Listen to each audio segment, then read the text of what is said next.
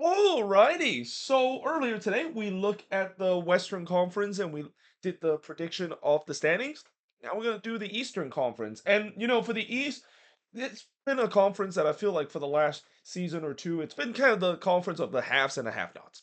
We have seen the power of the Eastern Conference in terms of all these teams that's very good here on the left side of the tables that most likely is going to make it to the playoffs and basically will go through the playoffs and go through a bit of a bloodbath to decide who's going to reach out at the top. And then we obviously have the have-nots. And the have-nots of the East are among some of the worst teams not only in the conference but also in the league itself. And this year, we're maybe going to once again see that again, or maybe I'll basically pick some teams that miss out on the playoffs and or maybe kind of consider the have-nots, maybe are ready to take the next step and to become really a true contender in the East.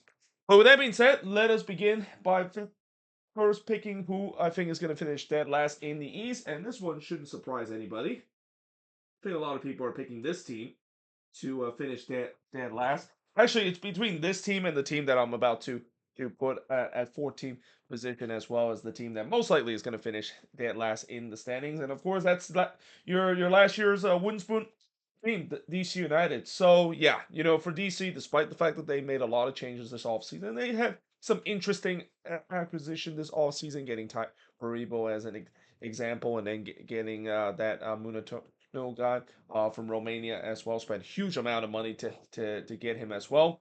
There's still a lot of question when you got to say about this team. I mean, up and down the roster, it just feels like there is still a huge talent gap between them and also the rest of the conference. And I wouldn't be surprised that this could be another rough season for DC United. I mean, it's been kind of that case for this team really for the past couple of years. And hopefully DC fans are hoping that there may be some progress, but it's very hard to say that of course is the case. And then of course in 14th position, again, it's really between this team and the team that I just picked to finish that last in DC to finish 15 in the division. I think a lot of people kind of have agreed that both Montreal and DC is probably going to be the two teams that's going to finish near the bottom of the standings. Montreal, just like DC, are a team that, even though they did make some addition this off season, there's a lot of question in terms of whether those addition is going to be good, especially at the back as well. I mean, when you add a back line of Brian Vera and Toto Alvarez, that's a very interesting center back partnership, and especially a very ill-disciplined center back partnership. I mean, really the over and under in terms of them potentially getting 2 or 3 red cards out of both of those guys combined in the season. I think a lot of people might pick the over in terms of that. But besides that, the rest of the team isn't really on par in terms. So some of the better team in the Eastern Conference, and it's a team that is still going through year one of a so-called rebuild, as the front office have kind of already mentioned that this team definitely needs a rebuild and a reset to trying to get themselves back to competitiveness. Then in 13th position, I'm gonna put the Red Bulls. So yes, this is going to be the first time in a long time since the New York Red Bulls have missed the playoffs consecutive year. In fact, I don't even recall last time that they actually missed the playoffs in consecutive year. And I think not since when they were called the New York New Jersey Metro Stars that they missed the playoffs consecutive year. Ever since they rebrand as the Red Bulls back in 2007, they pretty much have made the playoffs almost every single year except for 2009, and then of course last season as well. But the reason why I don't think this is going to be similar to what we saw back in 2010, where after missing out on the playoffs in 2009, they made it back in 2010, and then they go 15 consecutive year without missing out on the playoffs. For this Red Bulls team, it is pretty clear that they need a new identity change in a way, and that they also are kind of going through a bit of a transitional period as well, especially when you look on the defensive front. I mean, they lost a lot of defensive help this season, and I fear that this team will leak a lot of goals. And then going forward on the attacking end, yes, of course they got Ruvakaba, but still, I don't know if it's going to be enough, and especially you hope that maybe Triple Team will be having a miraculous year of able to stay healthy for the whole season, and Emil Frostberg continue to produce. You just hope that the attack will be enough to produce to mitigate the big question on the defensive front, and not to mention with Michael Bradley being the head coach of this team. I mean, there's a lot of question of what he's going to do. And I'll reiterate what I said in my Western Conference prediction. Anytime when you have a first year head coach and a one that has kind of unknown commodity, it can go either way. It can either go amazing and he'll surprise everybody, like what we saw with Jasper Sorensen, and even in some extent Mikey Veras as well. Or it could be a disaster, or it could be just a mediocre time. So yeah, it'll be very interesting to see what Michael Bradley can bring to this Red Bulls team this season. And at number 12, I'm going to say Atlanta. So, yeah, I'm going to pick Atlanta in number 12. I know some Atlanta fans feel like I should put them a little higher in the standings, especially, they got the old boss back in Tata Martino back in this team, and you would expect that this team should be competitive again. Well, here's the problem with Atlanta United. It will be very interesting to see how Tata Martino will get out of that 50 million attack. If he can get something out of that attack, then I think there's a chance that they could be a playoff contention. But then you also got to ask question of the defense as well. Yes, they did definitely in some way kind of upgrade the defense, but I still have a lot of question about that as well. So I just think that I know no, it is kind of a nostalgia bring back Tata Martino, and that they kind of gone with a little bit of a nostalgia approach before. Remember how they brought back Miguel Almiron back from this team last season, and it didn't really quite work out so well. He looked nowhere near the player that he was in when he was partnered with Joseph Martinez and part of those great Atlanta team. And I just wonder if that's going to be the same case where I think Tata Martino might do something to help booster this team, at least on the attacking end. But even with that, I mean, I still have question on the defensive end, and just overall in terms of the structure of this team, I don't think they're ready in terms of getting themselves back to playoff contention just yet. Now at number 11, let's say Toronto. So again, for Toronto, I really want to put them in above the playoff line. I really do. And I do think that this team can be a playoff contention, but the problem with Toronto is the fact that there's still a lot of question on the attacking end. I mean, they still haven't got Jar Sargent. They actually recently just brought a new number 9, which I'll talk about in my news of the week episode in just a bit. But it feels like that was kind of like almost like a backup plan in case if the Jar Sargent signing is not going to happen. And I do still believe that it is going to happen. I think with the ongoing pursuit that this team has done this off season to for him, I don't think they're just gonna stop right now because of it and use this secondary option as the main man to do so. Now, unless if this secondary option turns out to do well, maybe they might not think about having Jar Sargent there. But even then, I mean, you still have a question in terms of the winger position. As I said in my season preview of Toronto yesterday, if you have Darren Etienne and Phil Corbeanu as your two starting wingers heading into the season, yeah, that's not really the saying much. I mean that is kind of a combination that maybe will make a team not have a really good attack. Like no defense is going to be fearing that attack heading into this season. But I still think they're going to improve heading into this year. And again, it all depends on if they can get that big fish and Jar Sargent on this team. And I have no doubt the defense is going to be just as good last season, even though they lost a couple of pieces, and especially losing their goalkeeper as well. I think Galvron would do just fine. I know some TFC fans are a little skeptical if Galvron can slot in and be a starting caliber MLS goalkeeper. I think he can. He has shown that in the past, and I think it's great to see that he's finally given the chance to prove himself that he is a good MLS caliber goalkeeper. Now, at number 10, a team that just missed out on the playoffs, and this might be a surprise to you, putting Orlando missing out on the playoffs. And this might be a bold prediction because, again, when you look at this Orlando City side, you would scream that this team should belong right there here in the standings as well. But the reason why I kind of doubt Orlando City heading into this season, it really all hinge on the fact that Oscar Pereira and whether or not if he can motivate this team. As I said, I think that these last couple years, as much as he is still getting this team in the playoffs, and I think Orlando City fans are happy about that. I mean, it's getting to a point where, yes, it's great to make it to the playoffs, but when you don't really show too much progress in the playoffs, especially what happened last season when they absolutely collapsed in the second half of the season, then frustration is start to come. So I think that might be something that I might be a little concerned this team. The goalkeeping is also kind of a little bit head scratching. I know Pedro Galese was in the decline, but is getting Maxime Crepeau is a great option. Consider Crepeau has really not looked like the same good goalkeeper that he was a couple of years ago. And then going forward on the attack, and they have some good interesting attacking talent as well. But will they be fulfilled to their whole potential, especially with the system that Oscar Pereira sets up for this team?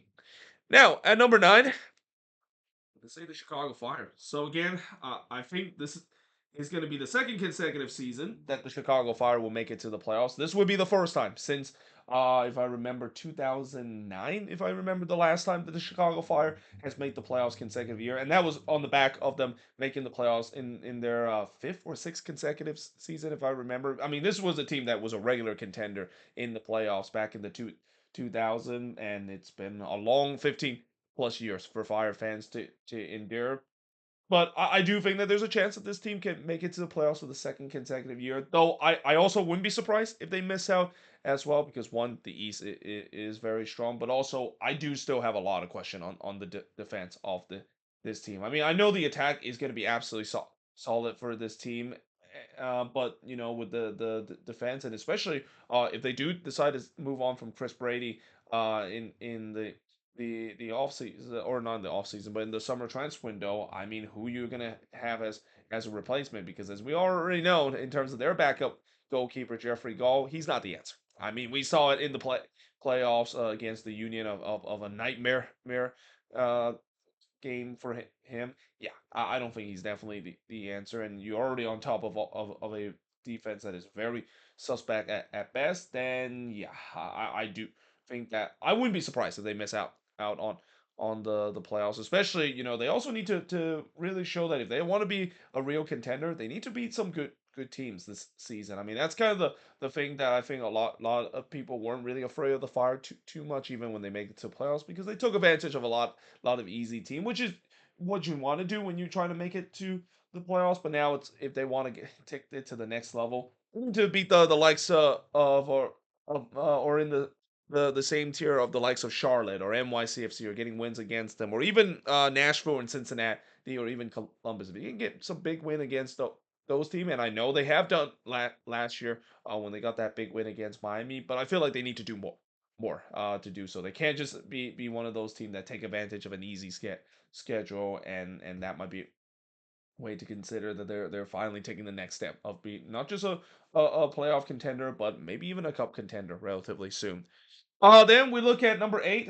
I'm gonna say NYCFC again. This feels really low for me to put NYCFC here, especially after last year they made it to the Eastern Conference Final. But I think NYCFC, the problem for them and why I'm putting them so low is kind of the opposite of what I say about the Chicago Fire. The Chicago Fire, I have no issue with the attack. The attack is really going to carry them in terms of making the playoffs for the second consecutive year.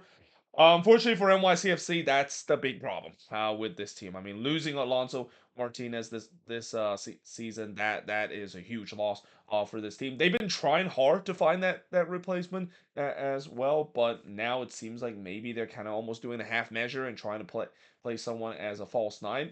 We don't know if that, of course, would work out for this team whatsoever. And when you're a team that maybe will struggle to score goals. I mean, there's no doubt that they have a very good defense. I think that defense will be enough to guide them pretty well. But yeah, it's just the fact that the goal scoring, and the fact that when you look at the last couple of seasons, NYCFC has kind of had been right around this range where they usually are. I mean, last season they got a little bit higher in the standings because they had an incredible full run in the second half of the season leading into the playoffs. Had they not had that run, they would have definitely been right here where they are in the standings. And with the way that they didn't really change the roster too much heading into this season, I wouldn't be surprised. This might be a bit of a setback here in terms of where they are in the standings, and especially if they don't at least find a temporary replacement, or if the false nine that they're trying to play of either Talis Magno or Nicolas Markel Fernandez as the guy to do so. If that doesn't work out, then they could be a team that could be right around this tier of around the eighth and ninth range. But don't get me wrong, as I'll also mention it throughout this video. all these teams on this range, well, maybe like between the two and all the way down to nine range, it could definitely go either way because of how good the East is. And I mentioned before, it's really the halves or the have-nots. This left side of the column is really the team that have really been in the East and are considered to be real contender, not just for the playoffs, but just for MLS Cup in general. So I wouldn't be surprised these teams might move around up and down in the standings. Now, at number seven, let's say Charlotte. And again, this might feel very low of putting Charlotte here, considering they've been getting better every single season. But obviously, for Charlotte, the concern I do have with Charlotte is the fact that with the loss of Alice and Melanda, how is that going to really affect this team? And also, what if they do lose Edon Tokuma this season in the summer transfer window? I mean, last they got very lucky when they decided to move on from Ajiman. Tokomati was right there to fit into the role, and it feels like it's a perfect fit. And there could be a case it could happen again for Charlotte. Crown Legacy has really done a good job in terms of replenishing the talent that it was lost for this team. But that's not always going to happen. So yeah, for Charlotte, I think they're still going to be having a respectable year, and they could definitely easily again get up higher in the standings, as I'll probably say every single time when I put these teams around the 3 through 7 range. But for now, I think they're probably going to finish seventh in the standings. And then at number six, this is a huge gamble and a huge bold prediction. And I know a lot of people might not put New England this high up in the standings and think I'm a little crazy, thinking that the Revs can not only be a playoff contender, but maybe are part of the halves of the East and compete with some of the better team in the East. But I just feel like I think this team is definitely going to be a team that surprised a lot of people. I'm very high on the Revs, and I'm very high on their new head coach Mitrovic. When you look at this team, right? This team does have talent on hand. The reason why this team has been kind of lingering themselves near the bottom of the East and are kind of belong in the have-nots category, Taylor Porter is clearly holding back this team. But now that he's no longer there, and you bring in an exciting young coach that believe in young talent, and not to mention New England makes some smart signing this off season as well to improve the roster. Now all of a sudden you have a team that I think could be a sleepy giant in this league. I do think that New England is going to surprise a lot of people. And bear in mind, as I said, but before when it comes to MLS head coaches come from the U.S. men's national team, whether it's on the youth level or on the senior level, most of them has worked out pretty well. I mean, just look at Mikey Barris coming from the U.S. men's national team level. Turns out to do very well with San Diego. Look at Greg Berhalter, come from former U.S. men's national team head coach, went to Chicago, had a lot of success there as well, and even look at Bruce Arena to some extent, really making the Quakes a much fun team last season as well. I feel like this is going to be the same case for Marko Mitrovic, and he has the talent to do so that that this team again. I think they will surprise a lot of people. I know a lot of people don't pick them very high in the standings. In fact, I look at a lot of people standing and even the so-called expert in terms of their prediction. A lot of them put them around like this range, which I mean it's understandable because maybe Marko Mitrovic might fall in the same problem that Caleb Porter has, where maybe we might be overrating this team a little bit with the squad that they have. But I feel like it's kind of the opposite. I feel like we're underrating the talent that this team has. And again, really the only reason why I think New England has really been bad for the last couple of years is because Taylor Porter is clearly holding back this team, and that he should have left this team about a year ago, and that the fact that they finally admit that mistake, I think just kind of will really help give a huge boost to this team to be a playoff contention. And at number five, I'm gonna say the Philadelphia Union. So again, it's a bit of a drop compared to last season when they won the Sapporo Show. I mean, I feel like last season was a huge shock to see the Philadelphia Union able to finish first and won the Sapporo Shield. Consider last season was supposed to be a transitional year. Last season they got rid of a lot of their core pieces, and yet the fact that they not only look pretty well, and even with the hiring of Bradley Carnell, there was a lot of criticism in terms of that, whether of course it worked out or not. Well, it turns out it worked out in a big way. Now this offseason, it's the same thing. They've got rid of some of their key pieces from the old core. Losing Kyle Wagner is going to really hurt this team, especially his dynamism that he offer on the attacking end. And to some extent, they have found some replacement, but they're really trusting their academy once again, and I don't blame them because that's kind of what makes the Philadelphia Union very, very successful. But at the same time, do I think they'll have enough horsepower to once again finish first in the East? I don't think so. And add to the fact that they have some CONCACAF Champions Cup action to deal with, which is something they did not had to do last year. That might also kind of hamper for the team a little bit, and especially it's not really a deep team that I can think that could really be battling both competition and still be relatively successful in both competition as well. Now at number four, I'm gonna say Columbus. So Columbus, I think they're going to be having a good season this year. I truly believe that Henrik Rydstrom will do well with this team, especially with the talent that they have, and especially once Wasim Abu Ali is back with this team, which I think he is. I have no doubt that this Columbus team will be good. As long as if this Columbus team doesn't go through another injury crisis like they did last season as well, I think this easily is a team that could be a top four team in this league. And then at number three, we'll go with the other Ohio team, FC Cincinnati. So yeah, we know what Cincinnati is going to do. We know that they're going to have a good regular season. We know they're going to be among the top three in the league.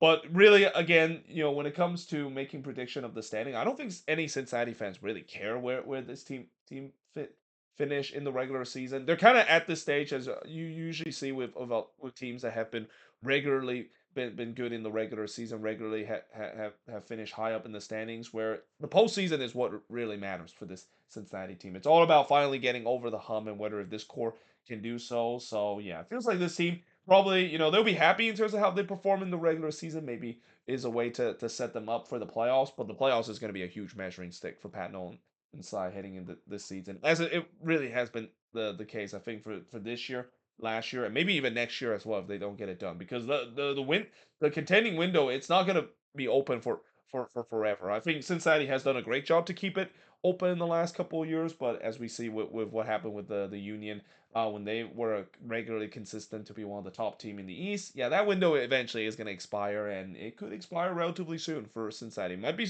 expiring sooner than what people think. Some people think that they might have at least maybe 2 or 3 seasons on this window. Wouldn't be surprised. It might be a little less of that because you never know when it comes to this league. Players can get injured or players go somewhere else. There could be a change of dynamism where there's going to be some team that might pass the quality that Cincinnati has had. But for now, I still think Cincinnati is considered one of the top three team in the league and is a team that should once again be gunning for MLS Cup. That's their ultimate goal this season as well. And then at number two, it's Nashville.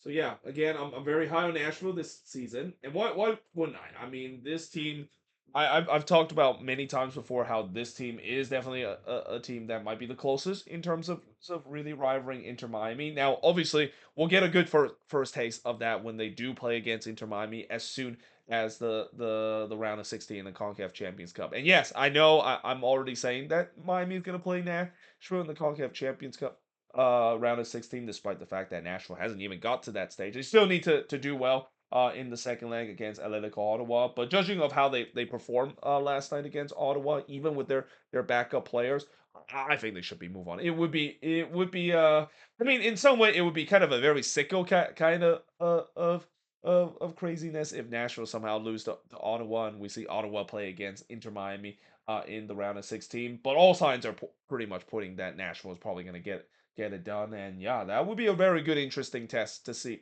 how they stack on against Inter Miami, especially with the way that after all, Inter Miami is the evil empire. Which, speaking of which, let's just put Inter Miami right here because we all know that this team is the evil empire. We all know that this team by far has the best squad out of anybody in the league, and when we also know that this is a team that's going to be gunning for all the competition and all the trophy this season as well. I think if you you're in Miami. I mean, I know that it would be nice of them to win the Supporters Shield again, and it would be nice for them to win the MLS Cup for the second consecutive year and become the first team to go back to back since we saw the Galaxy did back in 2011 and 2012.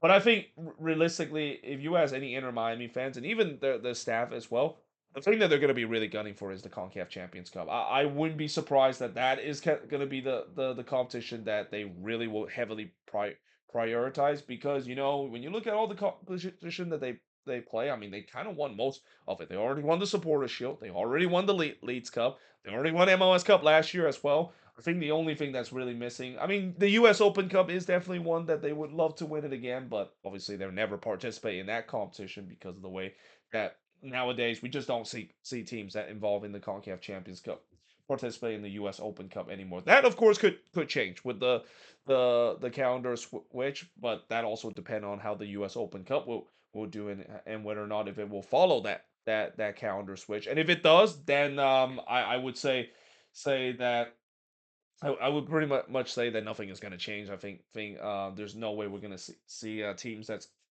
competing for CONCACAF Champions Cup and also competing for US Open Cup. And especially when what we also heard about teams participating in the Copa Libertadores in the near future. I mean, that's just way too many competition for an MLS team, even with the talent and the caliber that Inter Miami has to stay competitive for all those competition. But really, again, the CONCACAF Champions Cup is the really the only competition that I would say that they really want to win because that competition really proved that they are by far supreme the best team in the confederation, and it could also maybe send a message when they do potentially play in the Copa Libertadores in 2027 that yeah the best of North America is getting ready to see what they're made of when they do face against some of the best team in South America as well. But again, with all the talent that they have, I think pretty much everybody had picked Inter Miami to probably finish first in the East. So I also would say that I wouldn't be surprised they might not finish first. I mean, last year they didn't finish first because they had to play a lot of competition, and that's the same thing about this team as well. As deep as they are, there will be times where maybe there might be some struggle, and we kind of saw the struggle for Inter Miami in the beginning of the season. So yeah, we'll see whether or not if that might be the same case, and if it isn't, if they're going to be goods for the entire season, which no not a lot of people would be surprised, then yeah, first place is definitely a spot where I think almost everyone can agree that they're probably going to be first in the East, and they're probably going to be a team that's going to be contending for a supporter shield again. But there you have it. That is pretty much it for my prediction of the Eastern Conference standings. As always, let me know in the comments below what do you think of this prediction. And as always, if you disagree with some of the teams I put, maybe put them too high or too low, let me know in the comments below as always. But until then, hope you guys enjoyed this video. If you do, make sure to leave a like, smash the subscribe button, and yeah, I of course will see you guys next time.